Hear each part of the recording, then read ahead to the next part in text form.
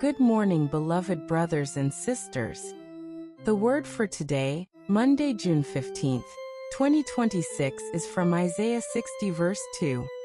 Behold, the darkness shall cover the earth, and deep darkness the people. But the Lord will arise over you, and his glory will be seen upon you. And today's scripture is from John 8 verse 12. Jesus says, I am the light of the world. He who follows me shall not walk in darkness, but have the light of life. Have a blessed day.